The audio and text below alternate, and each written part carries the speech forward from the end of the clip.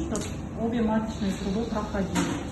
Яичники хорошие, труба хорошая, матка не деформированная, то есть хорошая. Все.